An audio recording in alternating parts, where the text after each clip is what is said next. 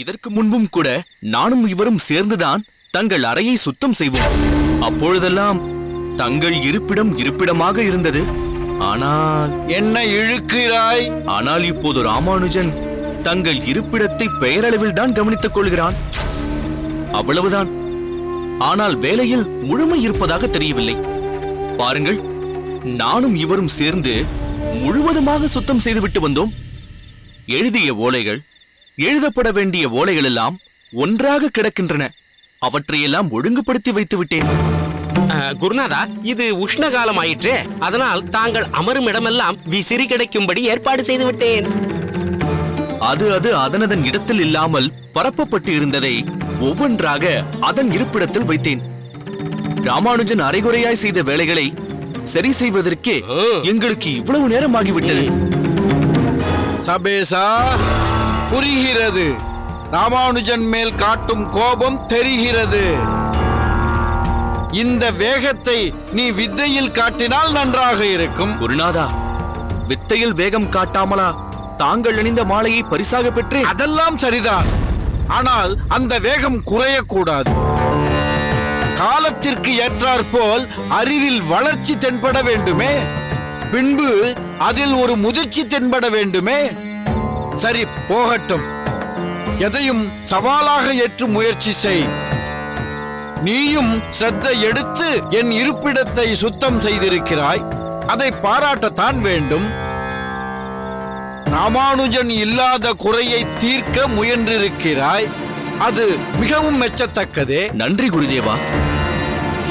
சுவாமி, நேற்றுதான் நான் கவனித்தேன். தங்கள் இருப்பிடத்தில் இருக்கும் தண்ணீர் பானைகள் மிகவும் கரைந்து எந்த நேரத்திலும் உடையும் நிலையில் இருக்கிறது. அப்படியா? சபேசா, குருதேவா, நீ மற்றொரு காரியம் செய். புதிதாக 2-3 பானைகள் வாங்கி வா. பழையவற்றை அகற்றிவிடு. ஆகட்டும் குருதேவா. அப்புறம் பாடசாலை ஓலை கூரையின் மேல் நீர் தெளித்து விடு. அப்போது இருப்பிடம் சற்று குளிர்ச்சியாக இருக்கும். சக மாணவர்களை உஷ்ணம் தாக்காமல் இருக்கும். கைலாசத்தை துணைக்கு அழைத்துக்கொள். தங்கள் சித்தப்படியே குருதேவா. தாங்கள் இட்ட பணியை இன்னும் சற்று நேரத்திலேயே முடித்து விடுவோம் குருநாதா.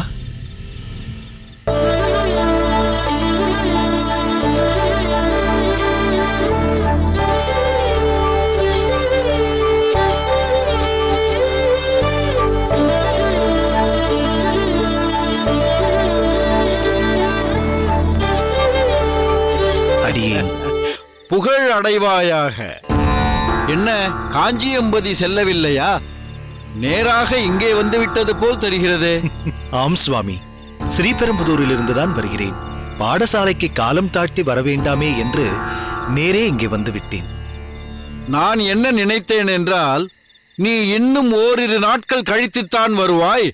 கிரகஸ்தாசிரமத்தில் இருக்கும் நீ வர தாமதமாகும் என்றெல்லாம் எண்ணினேன். ஆனால் அதெல்லாம் பொய்க்கும்படி நீ நேரத்திற்கு வந்துவிட்டாய். சுவாமி, அடியேன் கிரகஸ்தனாக இருந்தாலும் தங்கள் பாடசாலையில் ஒரு வித்தியார்த்தி. இவ்விடத்தில் பிரம்மச்சரிய ஆசிரமத்தை இன்னமும் கடைபிடித்து கல்வியில் மேம்பாடு அடைய வேண்டும். அதுவே அடியேனின் தலையாய கடமை. கல்வியில் நீ காட்டும் ஊக்கமும் பற்றும் அலாதியானது. சரி, உன் அகத்தில் எல்லோருக்கும் சந்தோஷம்தானே? குறிப்பாக உன் தகப்பனார் சோமயாஜி சுவாமி என்னிடம் வந்து சேர்ந்தது பற்றி என்ன சொன்னார்? தங்களிடம் வந்து சேர்ந்தது மிகவும் பாக்கியம். அதில் அடியேனின் தந்தைக்கு மிகவும் சந்தோஷமும் திருப்தியும். அடியேன் தங்களிடம் கல்வி பயில்வதை மிகவும் ஸ்லாகித்து கூறிக்கொண்டிருக்கிறார். பின்னே இருக்காதா? எல்லோருக்கும் எளிதில் கிடைத்து விடுமா இந்த யாதவ பிரகாசனின் வாசஸ்தலம்? என்னிடம் சேர்ந்து கல்வி பயன் பெறுவதையே பலர் பாக்கியமாக கருதுகிறார்கள். அது அவர்களின் அபிலாஷை. அதை தடுக்க நான் முற்படுவதில்லை. இருந்துவிட்டு போகட்டும். குருதேவா, இடையூறுக்கு மன்னிக்க வேண்டும். நான் சென்று தாங்கள் இட்ட பணியை தொடரச் செய்கிறேன். சற்று பொறு சபேசா. நீ போய் வேறு ஏதாவது உன் காரியம் இருந்தால் அதை பார். சுவாமி, தாங்கள்தான் சற்று நேரம் முன்பு கொடுத்தேன். சில வேலைகளை கொடுத்தேன். ஆனால் அப்போது ராமானுஜன் இங்கு இருக்கவில்லை. இப்போதுதான் ராமானுஜன் வந்துவிட்டானே. இனி அவற்றை ராமானுஜன் பார்த்துக் கொள்வான். இருந்தாலும் இம்முறை நானே செய்து விடுகிறேனே. அவசியமில்லை. அப்பணியை ராமானுஜன் பார்த்துக் கொள்வான். இவன் இல்லாதது எனக்கு சற்று குறைவாகவே இருந்தது. இப்போது அது நீங்கிவிட்டது.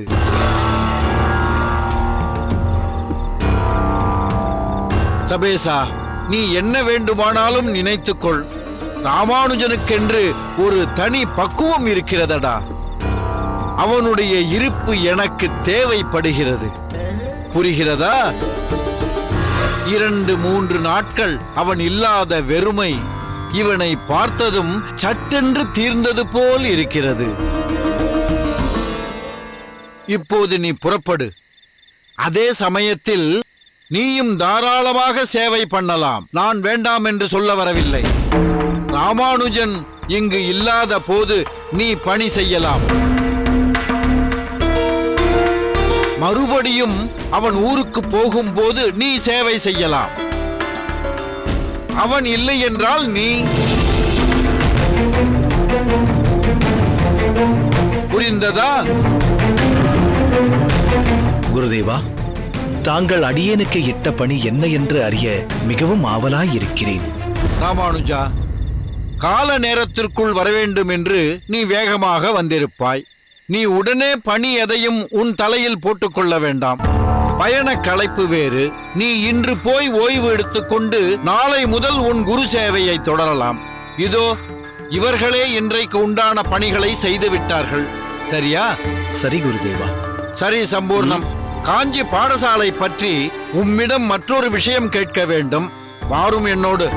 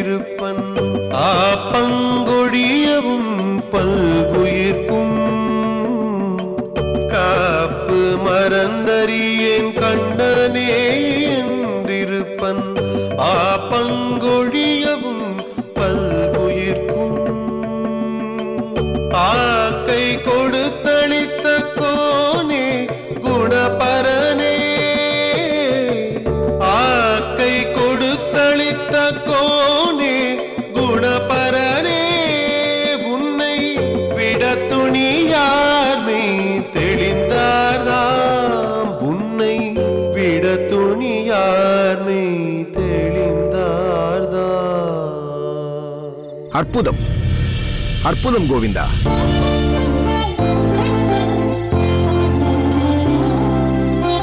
நமஸ்காரம். அற்புதம் கோவிந்தா. தமிழ் பாசுரத்தை கானமாகவும் உனக்கு இசைக்க தெரியும் என்பதை அடியேன் இன்றுதான் அறிந்து கொண்டேன்.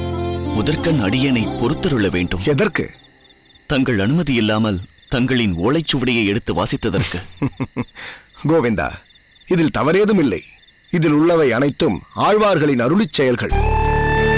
அனைத்து சமூகத்தினரும் அனுதினமும் சேவித்து பயன்பெற வேண்டிய பொக்கிஷம். அதற்காகத்தான் ஆழ்வார்கள் தன் உள்ளத்தையே கரைத்து இவ்வோலையில் அருளிச் செய்திருக்கிறார்கள்.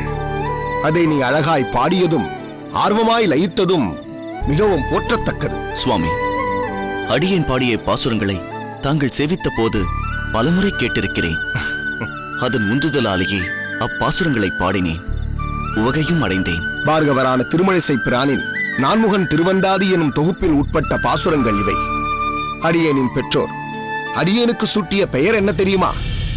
பார்கவதாசன். அவ்வகையில் இந்த பார்கவதாசனுக்கு மிகவும் உகப்பான பாசுரங்கள் இவை. நந்தவனத்து கைங்கரியமும் அடியேன் அந்த வரதனுக்கே அடிமை செய்ய வேண்டும் என்ற ஆக்ஞையும் திருமழிசை ஆழ்வார் அடியேனுடைய கனவில் வந்து அறிவுறுத்திய விஷயமாகும். அதை இப்பொழுது நினைத்தால் கூட அடியேனின் மேனி சிலிர்க்கிறது. அப்பாசுரத்தின் அர்த்த புஷ்டியை நீயும் உணர்ந்து சேவித்தால் உன்மேனியும் புலகாங்கிதம் அடையும். அடியேனும் அதைத்தான் குறிப்பிட விரும்புகிறேன் சுவாமி. அப்பாசுரங்களின் அர்த்த விசேஷத்தை தங்கள் திருவாயாலேயே சொல்லி அருள வேண்டும்.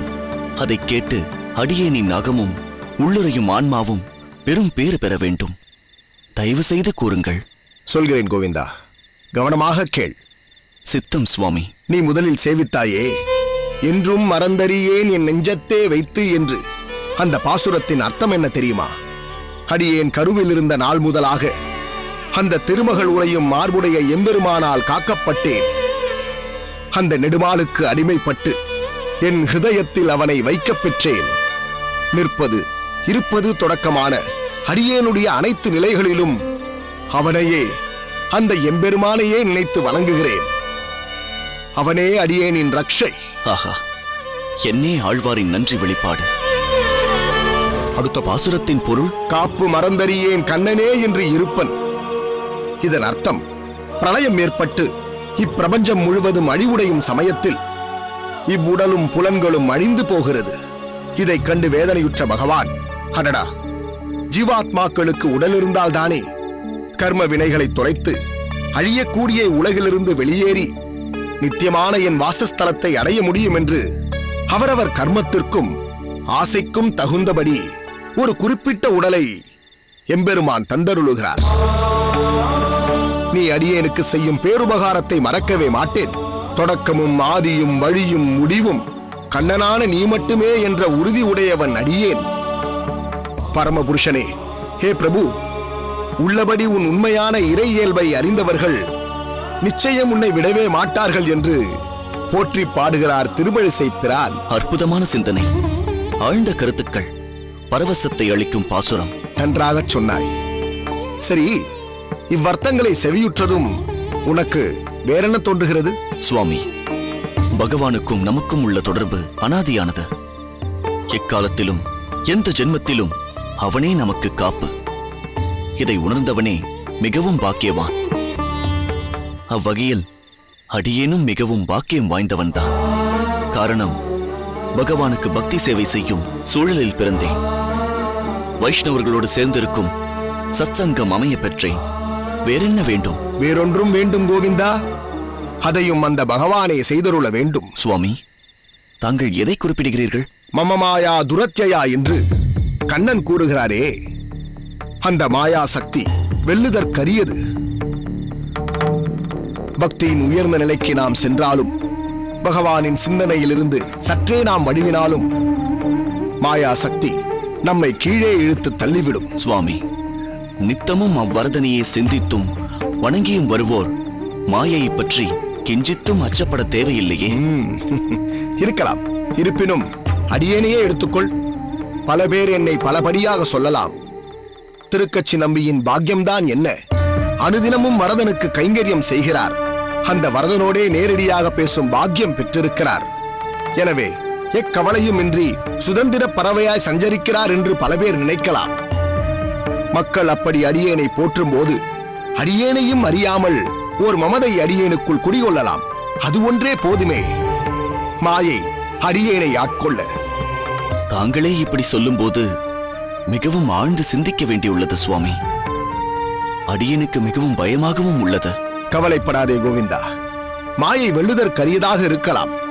ஆனால் பகவானின் மீது அசைவற்ற பக்தியை நாம் செய்வதன் மூலம் அந்த மாயா சக்தி நம்மை அண்டாமல் அந்த பகவானே நம்மை காத்து ரட்சிக்கிறார்.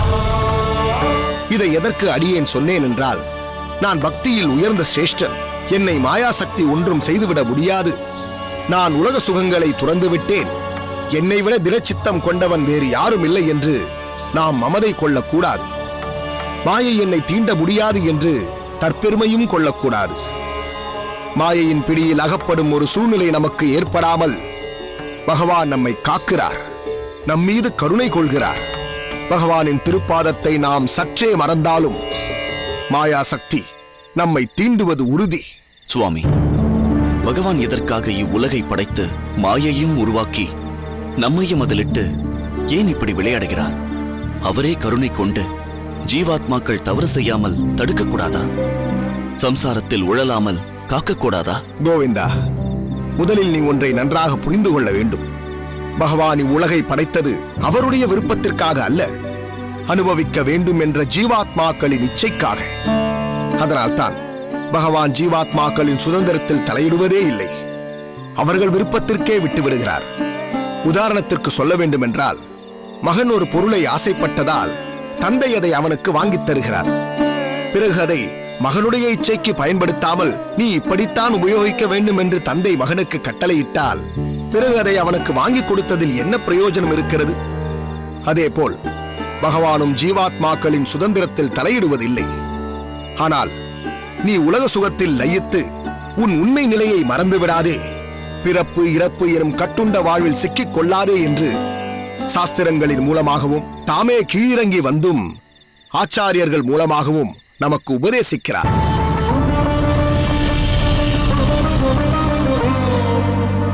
சிறுவயதிலிருந்தே எனக்கு பழக்கம். பாவம், பல கஷ்டங்களை அனுபவித்ததால் மற்றவர்களை சற்று எடுத்தெறிந்து பேசுவாள்.